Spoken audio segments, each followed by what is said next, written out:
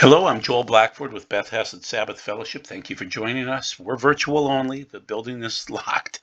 We're based out of St. Paul, Minnesota. The phone number does work. If you'd like to talk about the philosophy of eschatology, what you need to know, your reality, our existence, we're the best place to shop. And we are on YouTube, we're on Rumble, and we're also on Brighteon. And the reason for that is that sometimes YouTube doesn't like when I record. So we solve Revelation a verse at a time. We solve parts of it using other books, but we really dig into the Revelation, the end times. The last 7 years I view it. Okay, so we're talking about the fifth trumpet, which is Revelation chapter 9. I'm saying it's biblical, and I'm saying that the UFO that just crashed in Las Vegas the other day is biblical and will match up with what you're going to read in a few minutes here. And also, there are other signs going on. So, once again, this is Las Vegas. This occurred just the other day here. And so, 100% they're not human. Family says UFO with aliens crashed into their Vegas backyard. And so, this should be, I think, the dates are off here, which is weird. It shows 5/1, but it was reported on 6/7. So, anyway, there was a UFO that crashed, and there were beings that popped out of it. And the police have a report, and I'll show you that in the next slide. So once again, Las Vegas family claims to see aliens after several reports, something falling from the sky. It is reported on June 7th, okay, of 2023. So the family, they reported non-human beings. Let's just go over to the right-hand side and look at the 9/11 caller. There's like an 8-foot person beside it, and another one's inside, and it has big eyes, and it's looking at us, and it's still there. Okay, 9/11 says, where is this on your property? In my backyard. I swear to God, this is not a joke. This is actually, we're terrified. 9/11. So there's two people, two subjects that are in your backyard? Caller, correct. And they're very large. They're 8 foot, 9 foot. I don't know. They look to be aliens to us. Big eyes. They have big eyes. I can't explain. And big mouth. They're shiny eyes, and they're not human. They're 100%. They're not human. This is describing Revelation 9, believe it or not. Yeah, it is. So once again, another report down below. There are different newspaper articles, and they're saying, 8 foot, 9 foot, 10 foot. Okay, big eyes, big mouth, shiny eyes. They're human, 100% not human. Rather, they look kind of human in certain ways, but they're not. And here's the report: Las Vegas Municipal Police report showing this call. And I know when it was reported. I just don't know when it occurred. But anyway, there you go. 5/1. Oh, so the report was on 5/1, but it wasn't reported to the news media until 6/7. And so it made all the news rounds and things like that. So the main thing is this is an official police report of this activity. And this is interesting. I don't believe in this man. I don't like this man, but it's Uri Geller. He's been around for 40, 50 years. He is a mystic, and he's Jewish. And so he's saying recent discovery of mystery object blasting giant bursts of energy in a way astronomers had never seen before. It's kind of a spooky way for an astronomer because there's nothing known about in the sky that does that. So basically, getting down to the third paragraph, they are preparing us for mass landing soon, Geller alleged. My dear friends, a baby born today in his or her lifetime, they shall meet aliens who will teach us how to eradicate all diseases. They'll increase the lifespan of humans and they'll climb, say, 220 years of age. Okay, so aliens. It's Revelation 9, people. Believe it or not, it is. We will not be baptizing aliens. There's no need for that, but the Pope did talk about it. We try not to twist the Bible here. We try to give you real prophecy. We try to give you the news. And so even though the report is from 5/1, the actual news report is just very recent. I want to jump into this beforehand because it'll all tie together in the last slide where I cite Isaiah 13. Okay, now, so this is David Whitehead, and he does Flyover Conservatives on Rumble TV, and global warming, is it real? Conspiracy theorists, and so he interviews Ben Davidson. I love Ben. And Ben is more faithful than I realize. He's getting better. So Ben's comments that will fit in the end, expect this: planetary playoffs. So before we get to the cosmic Super Bowl, you will have planetary playoffs, which means our planet's going to go through birth pangs, and they're not going to be pretty. You'll see things like extreme weather weather shifts. You'll see oceans, tsunamis, and inundations, volcanoes, horrible volcanoes, economic worries, job issues, no power, no electrical power. The grid will go down. Mental health issues from the sun, heart issues, electrical issues from the sun. He expects this to get really bad from 2026 to 2050. Okay. Now, I'm not recommending David Whitehead, but I am recommending the interview. So you can go to this. You can find it streamed on June 10th on Rumble. And the reason why is because David and his wife support Robin Bullock and other people that are really not prophets. They're just musicians that are kind of crazy. But it's still a great interview because Ben's on it, and he really cites in an hour what's going on in the world and how that ties into the UFOs as we move through this particular video. So let's try this. So once again, what I'm trying to show you today is that there will be increases in UFOs. I call them extra dimensionals. There will be an alien contact, but they will be extra dimensional contact. Okay, they've been here for thousands of years. I call them Nephilim. And so this will affect Earth dwellers, us, okay? The increasing contact from EDs, extra dimensionals, where in the sky, it's called the Marome in the Bible, and it's in the Isaiah 24:21 in the Hebrew, if you want to look. And also those dwelling on the earth, us, earthborn, earth dwellers, they're the birth pangs. They will occur up to and including, that means outside the final 7 years. That's what I want to prove every week, that these are the birth pangs. We're going into them. People notice them. My friend John Haller is starting to cite them, that we're in the birth pangs. We're not in the Great Tribulation. And don't compress it down to 3.5 years. It's a full week of years. Now, the worst will be the final 3.5 years, but don't try to compress things down. Things can happen outside of that time frame. We're not in that time frame. Okay, we're just bouncing along in the birth pangs. So you can expect Revelation 9 Nephilim to surface more and more over the next few years. So once again, I liken the Matthew 24 birth pangs to the seals, the first four especially. And they're there in the text. If you know your Greek, you know ethnos, ethnos would be ethnic groups fighting, and we're seeing that. That's the first seal. The second seal seems to be kingdom versus kingdom. That is the second seal. Third seal is basically famines and plagues and things like that, and food prices go through the roof. Fourth seal is death, but it's caused by lots of different things, plagues again, and then quakes come in the sixth seal, and the fifth seal is martyrdom, and so it matches up. Then after the seals, you go into the Great Tribulation. You hit the first four trumpets, which are increasing sized asteroids hitting the Earth, and they're all explainable in an ecological sense. Then the fifth seal hits. That's what we're discussing today, and it gets crazy after that. There are chiastic structures in Revelation. I've seen them. I know what you're talking about, but that defeats the purpose of Revelation. That turns it into poetry. That is a Lutheran and Catholic tool. It doesn't work in reality. We're in aspects of Revelation right now, okay? And we'll hit the trumpets at some point in time, but then the midpoint occurs. Then you go into the bowls, the vials at the end, okay? We are in the birth banks. I believe we're in the third seal. It started to open in 2012, and it's getting more serious now. That would be food insecurities and inflation, we'll call it. Then the tribulation starts after the seals are done, and they're all opened, and they open quietly like seals would. Then the Great Tribulation. Where are we? We're discussing right now the fifth trumpet signs, which is the first woe of Revelation chapter 9. And so let's get into the text and then explain it to you. Okay, so once again, the fifth trumpet, the first woe, it's an alien locust invasion, but they're big locusts. They're 9 feet tall.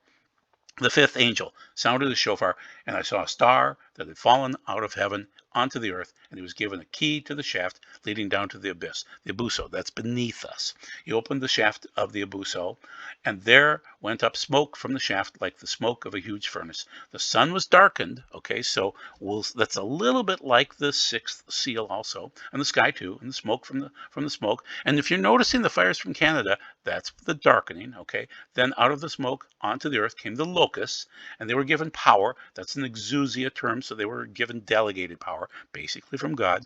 The power of scorpions, the power that scorpions have on earth.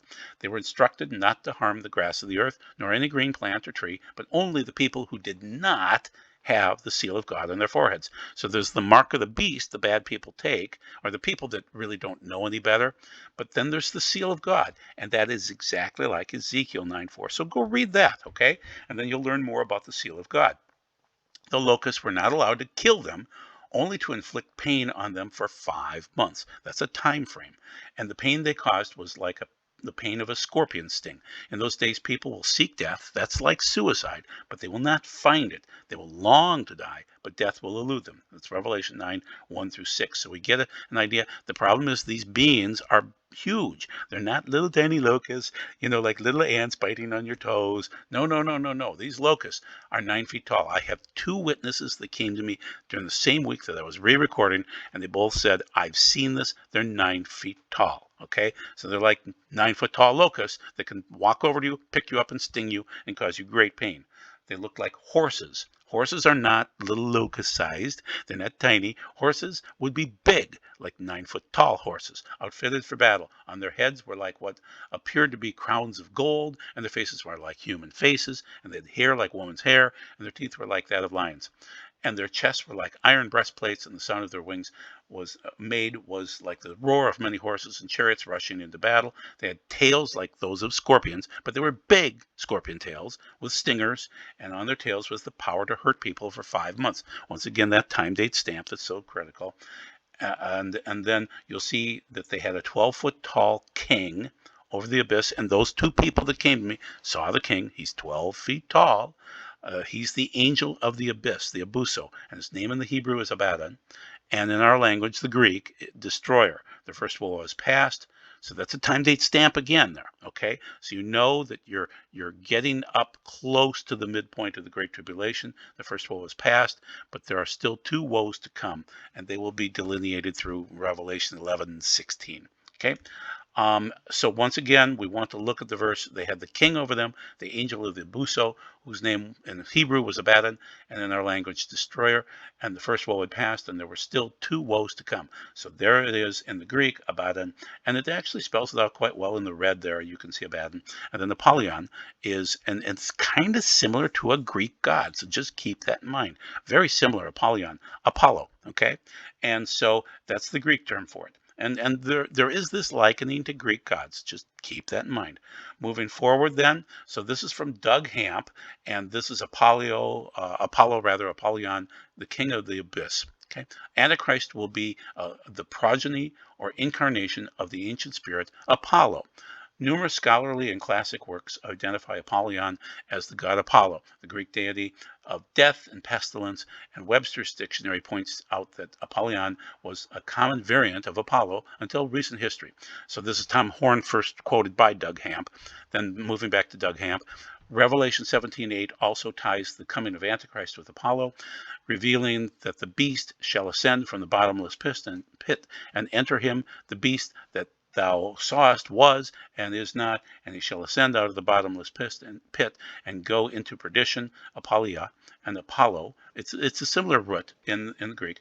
And they that dwell on the earth shall wonder, whose names were not written in the book of life from the foundation of the world, and they behold the beast that was and not is and is not and yet is. Okay, it's a conundrum. It's from Revelation 17:8. And it just takes too long to explain. We'll explain it in another video, and I'll disagree with Doug. Abaddon is another name for Apollo. Revelation 9:11 again, identified historically as the king of the demonic locusts. This means, among other things, that Apollo is the end times angel or king of the abyss that opens the bottomless pit out of which the army of transgenic locusts erupts upon earth. That's Doug's comment of that. And I tend to agree with him. There is a Nephilim connection. I'll show you in Job where that Nephilim connection occurs. So he's going transgenic, which would be a combination of angelic DNA, of if they have DNA, and human DNA, which we do. Okay, Horn's idea has tremendous merit and would appear to corroborate the evidence that we have examined concerning Genesis 3:15. Thus, if the linguistic connection is correct, then the Holy Spirit inspired Paul to confirm Genesis 3:15 prophecy, thereby further substantiating that the Antichrist beast will be a hybrid or an ultimate Nephilim. Okay? That means that he's born of heaven and earth, and that wasn't supposed to occur. God doesn't like angels mating with women from the earth. Okay, so that's wrong, that's bad, and there's a punishment coming for that. We conclude, therefore, that the little horn, the Antichrist, the beast, will begin as a man and then become a genetic son of Satan. He will morph. It is important to note that he will begin as a regular man, though the Lord will use him in part to judge the world. He was not predestined to be the Antichrist, but he will choose to become. I agree with him there that the Antichrist will move along. It's kind of like Pharaoh. Pharaoh didn't really want to fight against Moses at first. He just wanted his slaves to stay there. And then it became a fight between Elohim. Pharaoh is in the text an Elohim. God is an Elohim. God's the all-powerful Elohim. Okay, so not predestined to be the Antichrist, but he will choose to become a hybrid Nephilim with Satan to fulfill his purposes. He will have free choice all the way until the Lord Jesus returns to destroy him. That's Doug Hamp again, quote from him. And so I tend to agree with that. Where I want to cite this is Job 26, 5 through 8. The ghosts of the dead tremble beneath the water. And that's kind of like the Abysso with its creatures. Sheol, which is the grave, is naked before him. Abaddon, that's a citation of Abaddon. That's the only other one. Well, no, actually, it's the best one of the ones in the Bible. Abaddon lies uncovered. He stretches forth over chaos and suspends the earth on nothing. He binds up water in his thick clouds, yet no cloud is torn apart by it. So you can see in verse 5, and we're reading right to left because it's Hebrew, Ha Rephaim. Rephaim is a way of stating the Nephilim, okay? They're Rapha, which would be more like evil, and many of them, it's plural, obviously.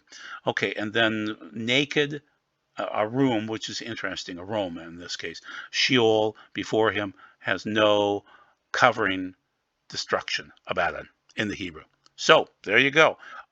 Job talks about it, which is very interesting. How would humble Job know all this? He seemed to know more about the Nephilim stories than we know today.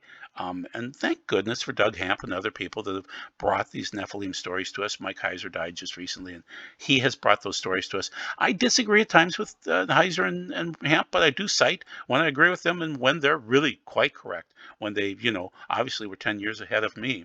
So what's coming up? What I want to cite to you is that the natural era will end at close to the midpoint of the Great Tribulation. The extra dimensional beings will show up at that point, and you'll have 5 months of hell. And this is basically a composite of something on the far right-hand side, upper right, from L.A. Marzulli, citing one of these little mosquito-type beasts that are scorpion-like.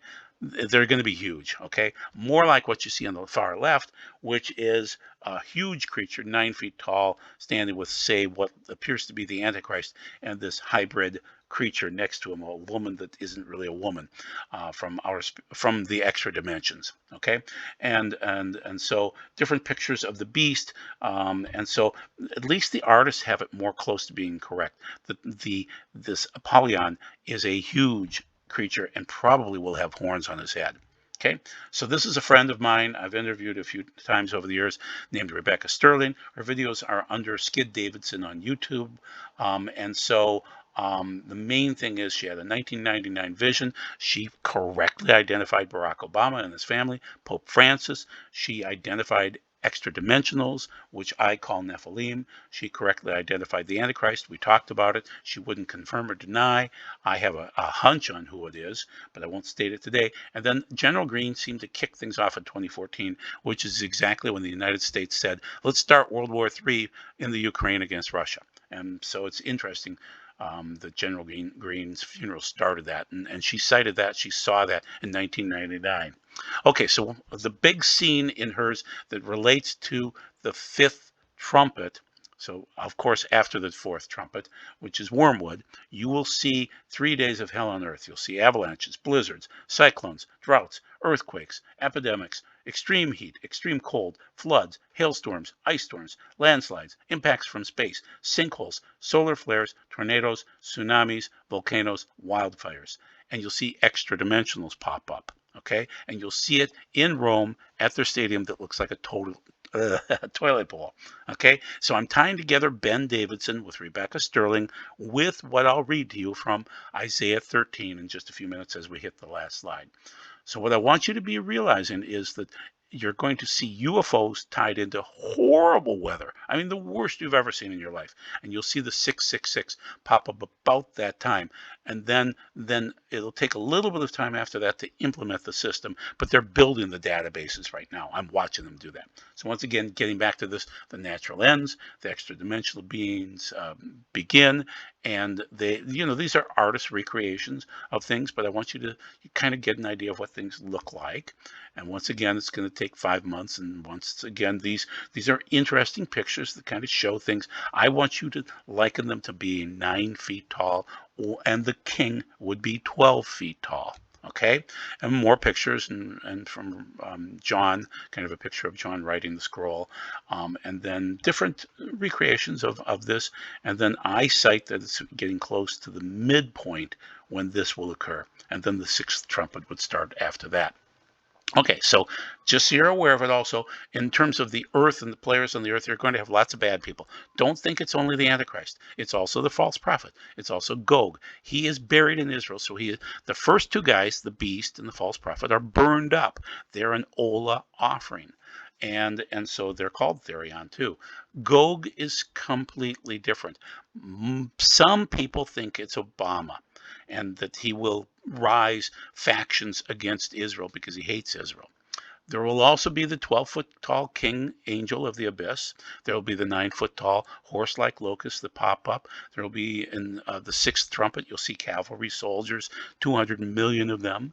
And you'll also see the Illuminati be present, and they will come against Israel and Yeshua and die.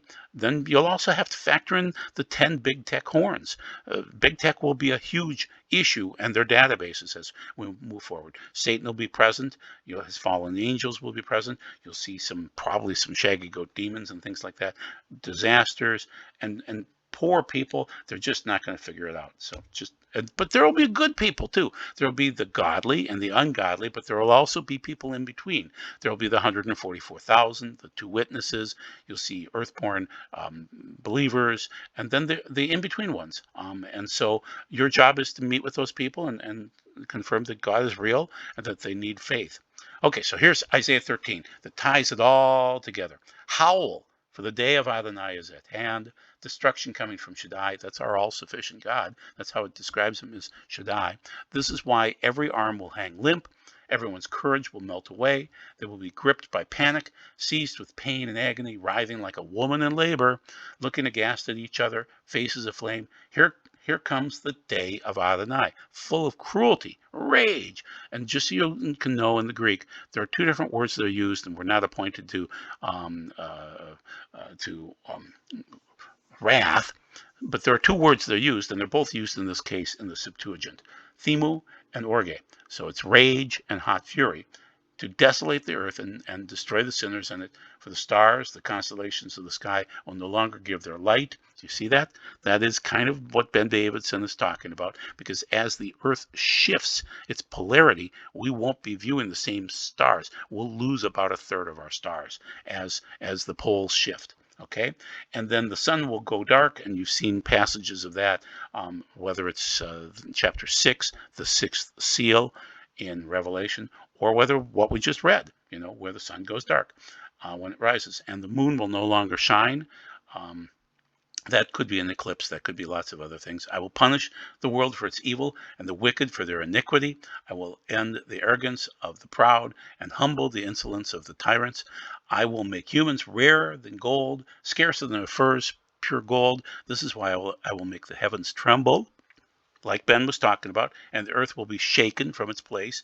That is probably going to be caused by a solar, oh goodness, why am I blanking on the term? A huge CME, an X-flare like you would not believe, and it will literally shift the crust of the earth, and from its place at the wrath, the thimu again, of Adonai Tezvaot, on the day of his fierce anger, orge again. So that's Isaiah 13. So what do you need to work on? You need to find friends that you can trust and get together with them. get your garments clean. Make sure that their garments stay clean. He's returning on Rosh Hashanah or Yom Kippur or Sukkot of some year. It'll be a wedding. If you're naked, it's bad. If your garments are dirty, it's bad. You need clean garments to get into the wedding. So work on that. So be blessed. Thank you very much for your time. We'll see you again next week. Bye.